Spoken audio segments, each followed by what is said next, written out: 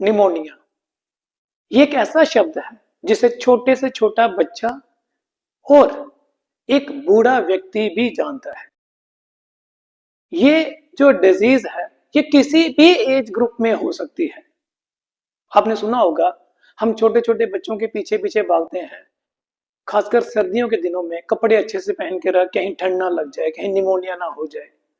और इवन कोई भी व्यक्ति होगा जब उसे खांसी हद से ज्यादा हो रही होती है तो हम कहते हैं कि एक बार निमोनिया का टेस्ट करवा लो, कहीं निमोनिया तो नहीं हो गया। तो क्या होता है निमोनिया, किसकी वजह से निमोनिया होता है, कैसे फैलता है ये डिजीज, और इसको कैसे ट्रीटमेंट कर सकते हैं, क्या इसके प्रिवेंटिव मेजर हैं, वो सब कुछ आज हम इस टॉपिक में पढ़ेंगे। सबसे पहले बात आती है वर्ड निमोनिया की। जो वर्ड निमोनिया है ये डिराइव किया है बेसिकली ग्रीक वर्ड, और जो ग्रीक वर्ड है वो दो है, एक है निमोन जिसका मतलब होता है लंग्स, और दूसरा वर्ड है ईया जिसका मतलब होता है इन्फेक्शन। सो निमोनिया का वर्ड जो है वो खुद ही डिस्क्राइब कर रहा है कि मैं एक लंग की इन्फेक्शन हूं, राइट। तो pneumonia word itself depicting that it is the disease related to the lungs. यहां तक बात क्लियर होगी। अब लंग्स जो है, हमने लंग्स के स्ट्रक्चर की बात करें तो हमारे केस में हो चाहे किसी भी इंडिविजुअल के केस में हो, लंग्स दो होते हैं, left lung and right lung.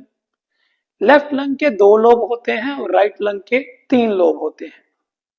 ये जो हमारा ट्रैकिया है ये डिवाइड होता है इनटू टू मेन ब्रोंकस, और ब्रोंकस जो है वो डिवाइड होते हैं into bronchiole, primary, secondary, tertiary. और ब्रोंक्यूल जो है वो आगे जाके फाइन डिवाइड होकर बनाते हैं एल्वियोलाई, एक ऐसा स्ट्रक्चर यहाँ पर एक्सचेंज ऑफ गैसेस होती है। और ये जो सारा एस्पेक्ट है हम रेस्पिरेटरी सिस्टम में स्ट्रक्चर ऑफ लंग्स में कवर करते हैं। आप चाहो तो वो वाला वीडियो भी देख सकते हैं। तो मैं यहाँ पर फिलहाल दो लंग्स ड्रा किए हुए हैं। ये ट्रैकिया ड्रा किया है, ट्रैकिया में इवन यहाँ पर कार्टिलेज प्लेट भी होती है सी शेप। और ये जो ट्रैकिया है ये ब्रोंकस में डिवाइड है, आगे बड़े सारे प्राइमरी, सेकेंडरी, टर्शियरी ब्रोंक्यूल बन जाते हैं, और ब्रोंक्यूल अल्टीमेटली जो है वो एल्वियोलाई पर खत्म होते हैं। एक ऐसा स्ट्रक्चर, यहाँ पर एक्सचेंज ऑफ गैसेस होती हैं और वहां पर ये यूनिट प्रेजेंट होता है, राइट। अब अगर मैं ये फाइन ब्रोंक्यूल को बड़ा करके दिखाऊं तो देखिए ये है वो एयर पैसेज और ये है एल्वियोलाई।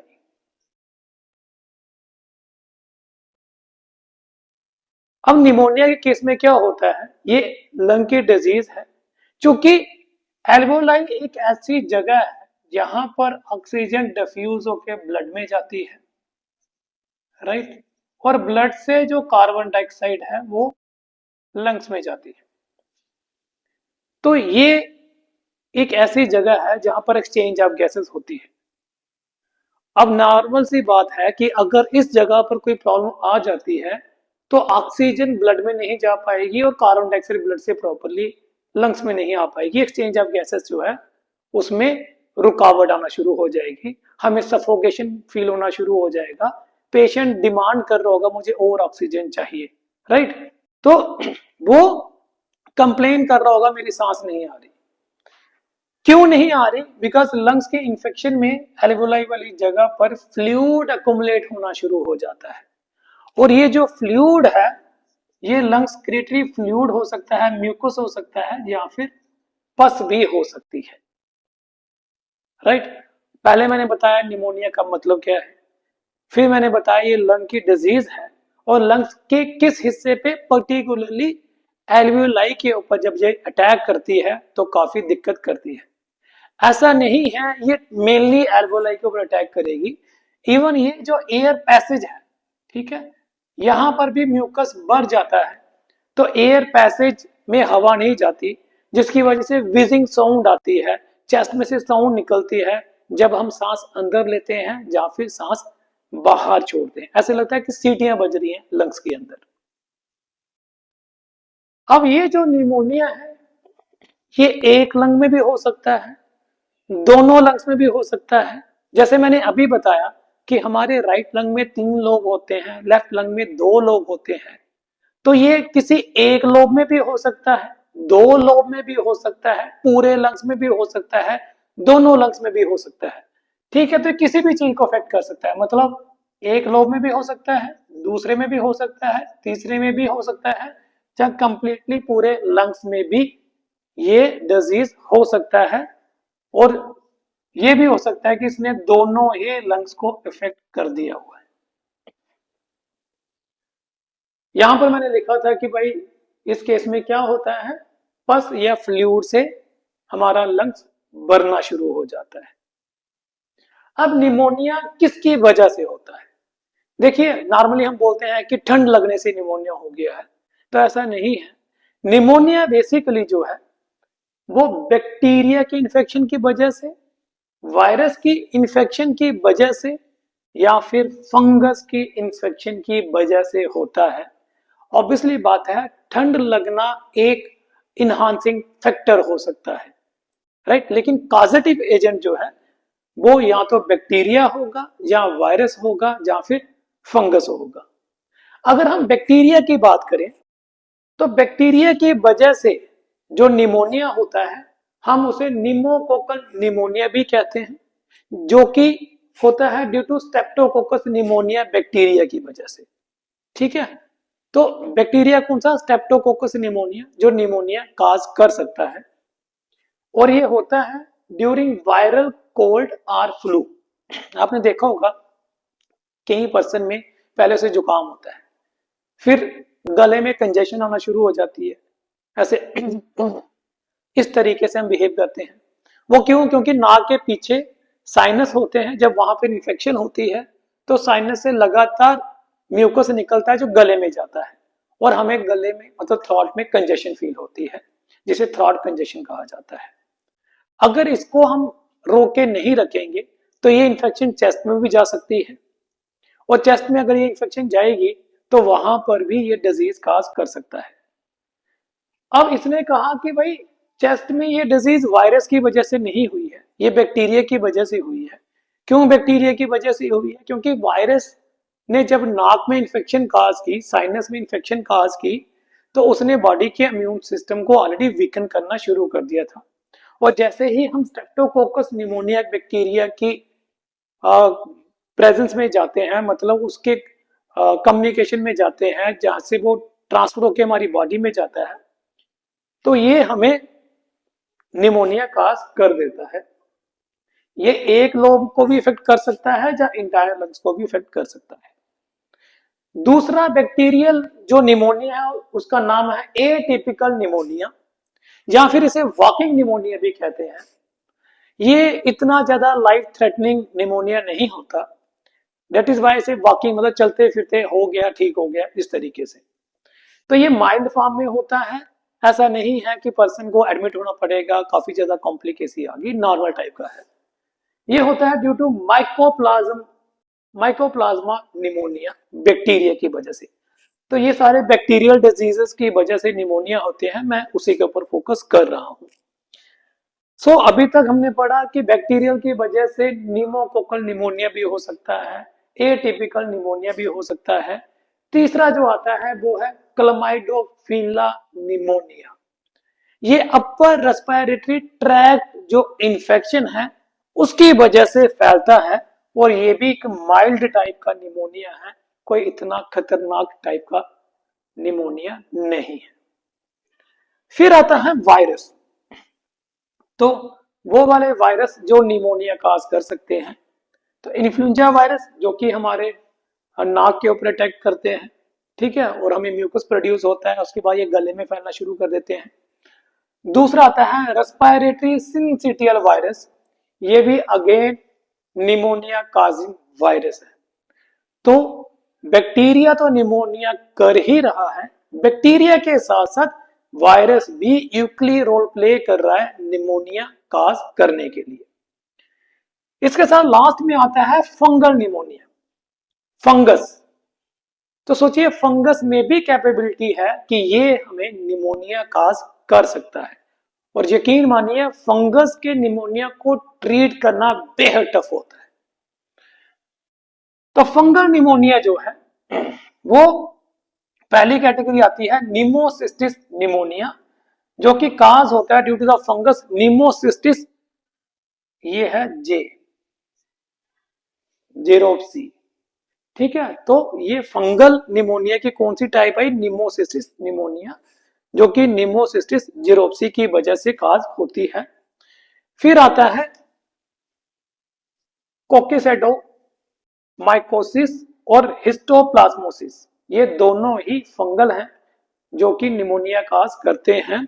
अब तो ये कोकिडो माइकोसिस एक फंगस है जो कि सॉइल में रहती है, जो बच्चे मिट्टी मुट्टी में खेलते हैं वहां पर ये निमोनिया होने के चांसेस रहते हैं।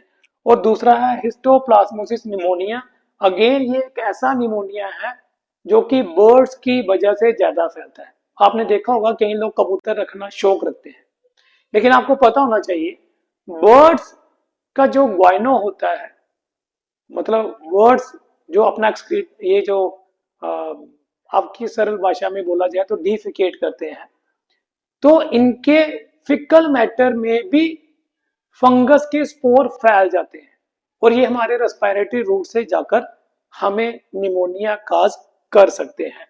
तो ये होता है बर्ड्स की ड्रॉपिंग की वजह से।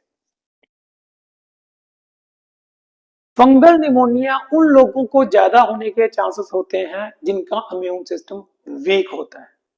फंगल निमोनिया की एक सबसे अच्छी पहचान जो होती है वो होती है कि जब हम खांसी करते हैं ना तो ब्लैक कलर का म्यूकस बाहर आता है, स्प्यूटम बाहर आता है। और ब्लैक कलर का जब म्यूकस बाहर आए तो वो क्लियरली इंडिकेट करता है जैसे फंगल टाइप का निमोनिया, फंगल चेस्ट इन्फेक्शन हो रखी है। ठीक है, उसका नॉर्मली म्यूकस जब शुरू होती है इन्फेक्शन तो व्हाइट कलर का होता है, जब इन्फेक्शन पीक पे होती है ठीक है तो वो येलो से ग्रीन कलर का होना शुरू हो जाता है और बाद में फिर से व्हाइट होके खत्म हो जाता है। लेकिन अगर कफ जोर से कर रहे हो और ब्लैक कलर का स्प्यूटम मतलब ब्लैक कलर का म्यूकस बाहर आ रहा है तो वो हमेशा डिपिक्ट करता है फंगल। ठीक है, तो इंडिकेशन क्या है? Black mucus. तो यहां पर आपको क्लियर हो गया होगा कि निमोनिया किस किस वजह से हो सकता है। अब इससे सिम्टम क्या होंगे? देखिए ये बात तो क्लियर है कि जब जब निमोनिया होता है तो हमें रेस्पिरेटरी डिजीज होती है। ठीक है, तो मतलब कोल्ड हो सकता है, उसे फ्लू हो सकता है, राइट।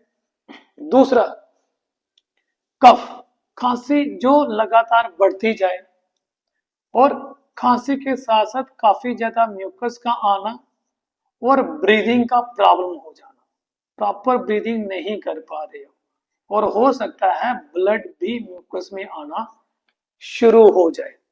इसके अलावा एक्सेसिव टायर्डनेस की बहुत ज्यादा थकान फील होती है, वीकनेस भी होना शुरू हो जाती है, राइट। और 8th पॉइंट में जो लिखूंगा वो होता है वेट लॉस होना। फेंट हो सकता है कोई भी पर्सन अगर उसे प्रॉपर तरीके की ऑक्सीजन नहीं मिल पा रही है। अगर किसी को निमोनिया काफी ज्यादा हो जाता है तो ऑक्सीजन थेरेपी की जाती है और इवन पंप दिए जाते हैं, डायलेट किया जाता है लंग्स को ताकि एयर सैक खुल जाए, जो उसका रेस्पिरेटरी रूट है जो कोलैप्स हो रखा है, म्यूकस भरा हुआ है, वो खुल जाए और ऑक्सीजन अच्छे से जा सके। बात करते हैं इसके ट्रीटमेंट की, कैसे हम निमोनिया को ट्रीट कर सकते हैं। देखिए अगर तो वो निमोनिया हुआ है बैक्टीरिया या फंगस की वजह से तो हम एंटीबायोटिक देते हैं, लेकिन अगर वो वायरस की वजह से हुआ है तो फिर मेडिसिन काम नहीं आती। हमारी खुद की इम्यूनिटी ही है जो उसे कॉम्बैट करती है और with the passage of time हम ठीक हो जाते हैं। लेकिन जिसको भी निमोनिया होता है या निमोनिया लाइक सिम्टम आ रहे हैं उनको प्रिकॉशन दी जाती है कि एक्सेसिव ल्यूकड मतलब डाइल्यूट फूड खाइए, ल्यूकड फूड खाइए, ठीक, और पानी काफी ज्यादा मात्रा में पीजिए, एम्पल ऑफ रेस्ट लीजिए रूम के अंदर ह्यूमिडिफायर लगा लीजिए, जैसे स्टीम होती है, हम स्टीम लेते भी हैं तो उसे ऑन करके रखिए, स्टीम को लीजिए भी, रूम के अंदर वेपर होने चाहिए, एक गर्माहट होनी चाहिए। इन चीजों के ऊपर जोर दिया जाता है। डॉक्टर चाहें तो उसे एंटीबायोटिक भी दे सकते हैं, चाहे वो वायरल का केस क्यों ना हो। आल्दो वायरल की वजह से निमोनिया हो तो एंटीबायोटिक काम नहीं आता है, बट हाँ एंटीबायोटिक क्या करता है, सेकेंडरी इंफेक्शन को रोकने की कोशिश करता है कि ये ना हो कि वायरस से ऑलरेडी बॉडी लड़ रही है तो बैक्टीरिया भी हमला कर दे, राइट। उस स्पोर्टिंग एजेंट के लिए हम लोग एंटीबायोटिक दे सकते हैं। प्रिकॉशन क्या होता है कि आप अपने आप को प्रोटेक्शन रखें, बचाव रखें, जिसको निमोनिया हुआ है या जिसे कफ एंड कोल्ड है उससे थोड़ी दूरी बना के रखें जब तक वो ठीक नहीं हो जाता है। कंटेमिनेटेड जगह पे मत जाइए, धूल मिट्टी वाली जगह पर मत जाइए, और अपनी बॉडी को गर्माहट में रखें। सर्दियों में जो है अपनी बॉडी को अच्छे तरीके से कवर करके रखें। So that was all about pneumonia. So हमने निमोनिया क्या होता है, निमोनिया की टाइप्स क्या होती है, उसके कॉजेटिव एजेंट क्या होते हैं, उसके सिम्टम क्या होते हैं, ट्रीटमेंट और प्रिकॉशन की बात आज हमने इस टॉपिक में की है। नेक्स्ट टाइम हम लोग नया डिजीज की बात करेंगे। Till then I suppose to be कि आप इसे अच्छे तरीके से पढ़ेंगे, अंडरस्टैंड करेंगे और कॉपी पे नोट डाउन करेंगे। थैंक यू बच्चे।